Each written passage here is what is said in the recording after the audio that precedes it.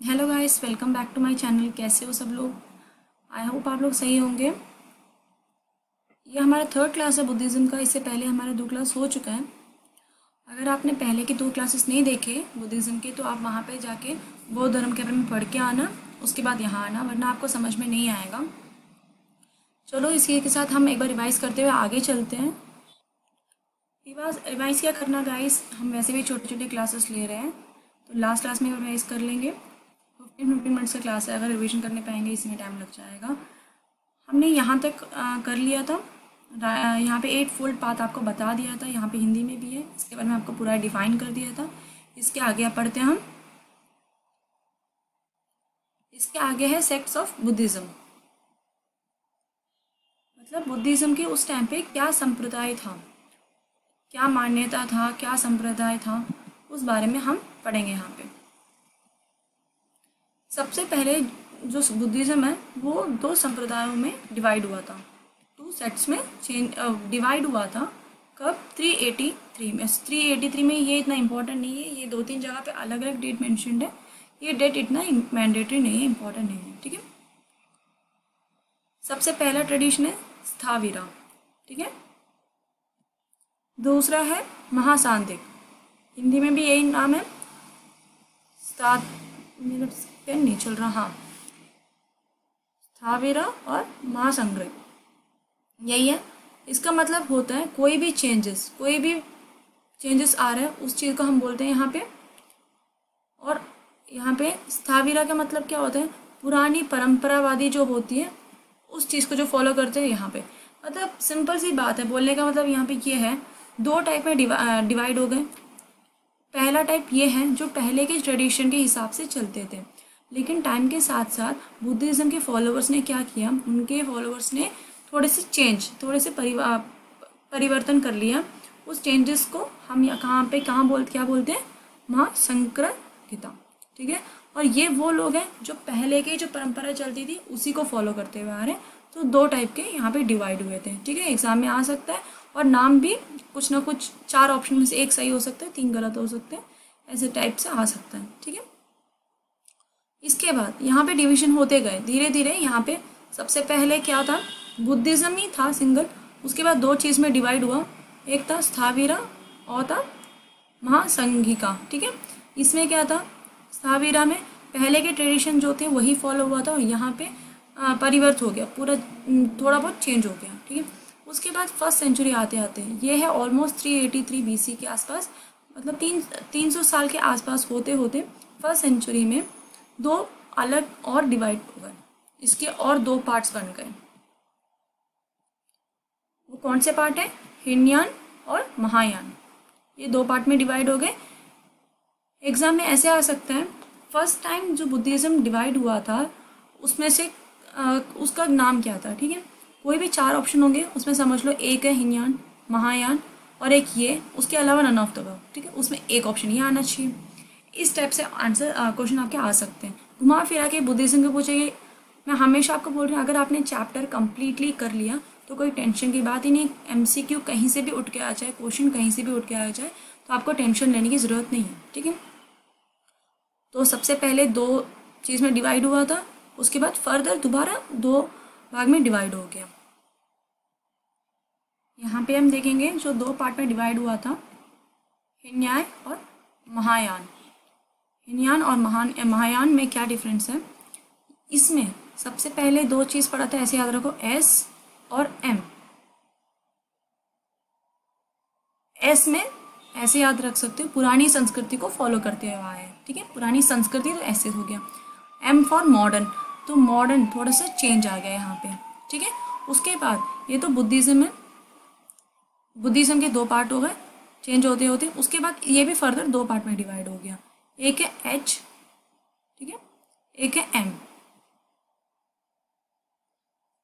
M का मतलब फिर से मॉडर्न हो गया, और ज़्यादा मॉडर्न हो गया। H का मतलब यहाँ पे क्या है? ये पुरानी जो बिलीफ थी, पुरानी संप्रदाय को यहाँ मानते थे, बुद्ध की पुरानी संप्रदाय को यहाँ मानते थे। यहाँ पे मूर्ति पूजा नहीं करते थे। जैसे स्टार्टिंग में, सबसे स्टार्टिंग में कैसे हुआ था कि वहाँ पे मूर्ति पूजा नहीं होती थी, तो सेम यहाँ पे भी कोई मूर्ति पूजा नहीं होती, यहाँ पे आइडल वर्शिप नहीं होती यहाँ पे। उसके बाद ये फिर से डिवीजन हो गई। ये हमारे लिए इम्पोर्टेंट नहीं है, ये एग्जाम में भी आने के कोई चांसेस नहीं है इसके, ये ज़्यादा ही आगे बढ़ गया। आप यूपीएससी प्री वगैरह दे रहे हो आप, तो यहाँ पे ऐसे क्वेश्चन आ सकते हैं, अदरवाइज सीजीएल तक इतने भी नहीं आएंगे, यहाँ भी नहीं आएगा, लेकिन फिर भी यहाँ तक आप लेके चलो। अब हिंदयान के बारे में आपको बता दिया। उसके बाद है महायान। महायान में क्या हुआ, मैंने बताया था मॉडर्न, और मॉडर्न हो गया। मॉडर्न हुआ तो यहाँ पे थोड़ा सा अलग हो गया और मूर्ति पूजा वगैरह करने लग गए यहाँ पे, उससे उस संप्रदाय से थोड़ा सा अलग होना स्टार्ट हो चुका था। ठीक है, पहले के ज़्यादा स्ट्रिक्ट होते थे, लेकिन धीरे होते होते इतना स्ट्रिक्ट नहीं हो पाता, तो चेंजेस लेके आते और नया नाम दे देते हैं, तो वैसे ही हुआ। तो इसमें भी दो चीज़ में डिवाइड हो गया, इसको भी पढ़ने की ज़रूरत नहीं है, ये भी ज़्यादा आगे हो जाएगा। ठीक है, आपको यहीं तक याद रखना है। बुद्धिज़्म, इसके आगे दो में डिवाइड हुआ, एक एस है, एक एम है।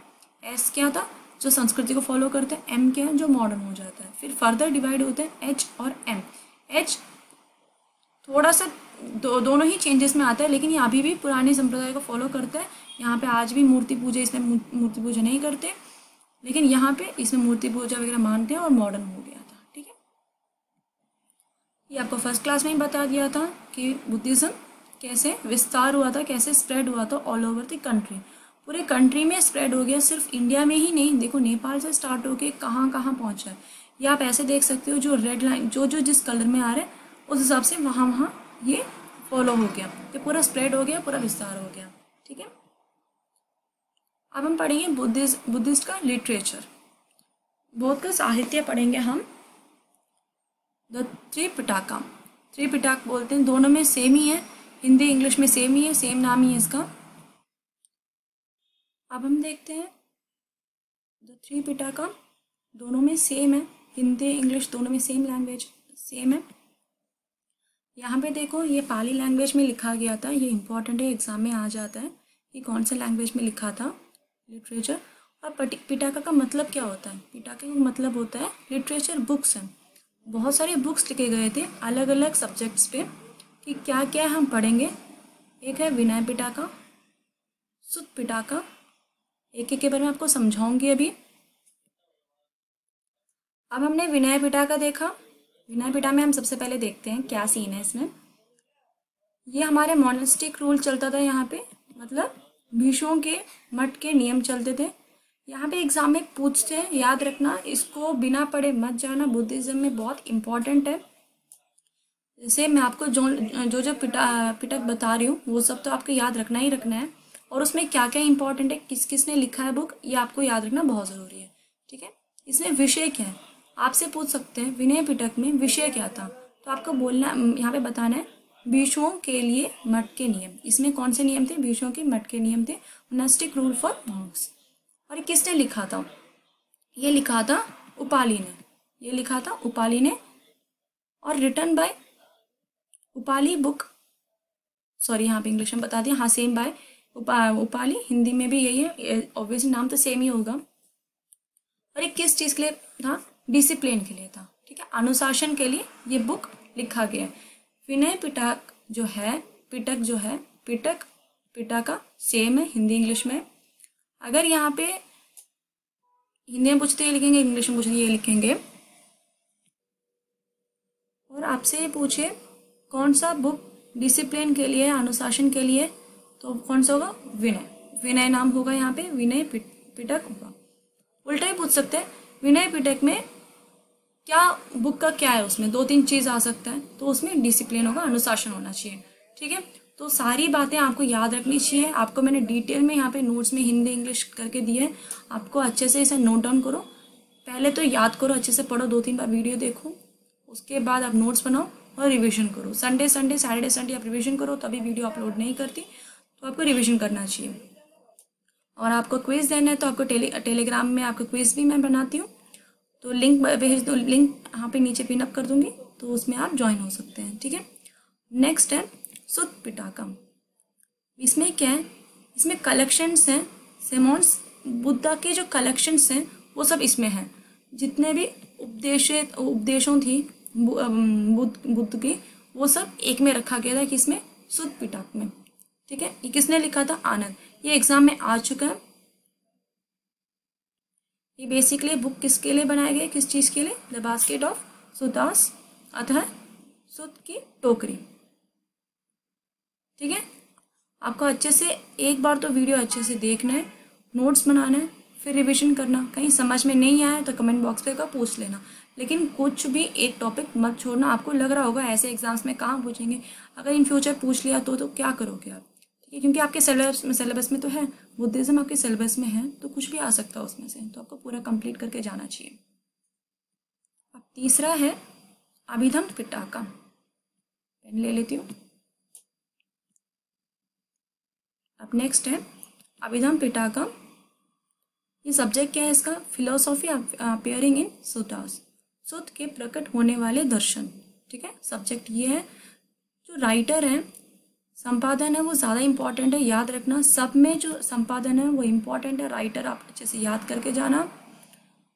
मोगाली पुट्टा, मोगाली पुट्टा, आप ऐसे नाम से ही याद कर सकते हो, मोगाली पुट्टा। ठीक है, ये डॉक्ट्राइन के बारे में बताया गया है, डॉक्ट्राइन ऑफ बुद्धिज्म, बौद्ध धर्म की।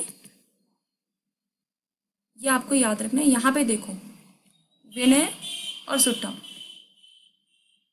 यहाँ पे डिफाइन किया गया है। ये आपको एग्जाम में नहीं आएगा, ये सब नहीं आएगा, डीप है, बस ऐसे ही दे रखा है आपके नॉलेज के लिए। ये बुक देखो कैसे विनय पिटाका है, ये बुक है, दिखाने के लिए यहाँ पे डाल दिया। ये इम्पॉर्टेंट है, डॉक्ट्रिन ऑफ बुद्धिज्म, ये इम्पॉर्टेंट है, आपको याद रखना चाहिए, एग्जाम में आ चुका है।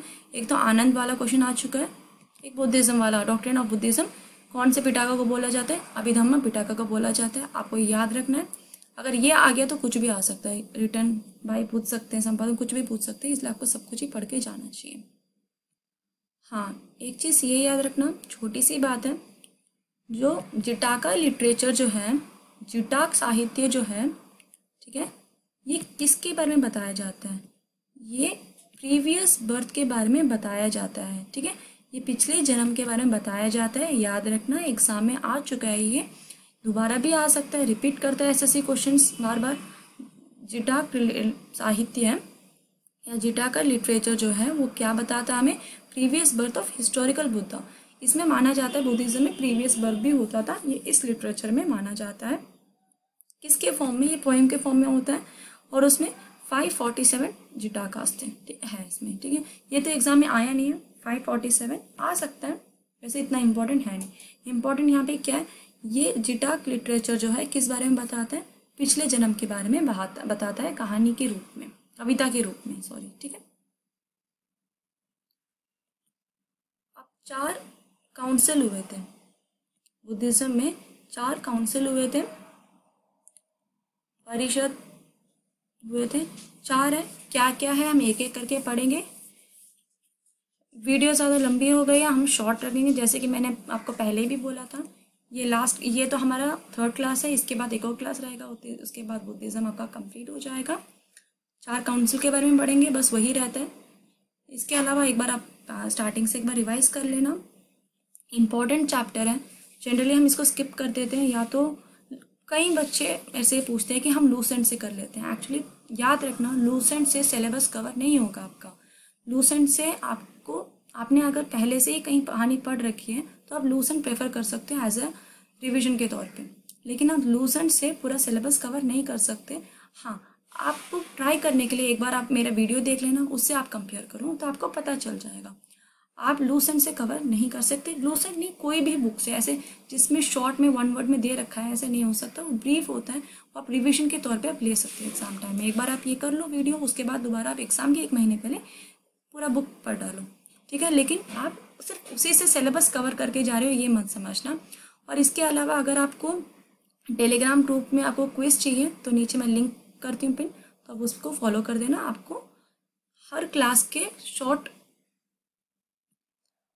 के वहाँ पे आपको क्विज मिल जाएंगे चैप्टर वाइज। हिस्ट्री से हम स्टार्ट कर रहे हैं, आप वहाँ पे ज्वाइन हो सकते हो। Okay guys, bye bye, take care. हाँ, लाइक कर देना, शेयर कर देना और सब्सक्राइब कर देना गाइस। Okay, bye bye.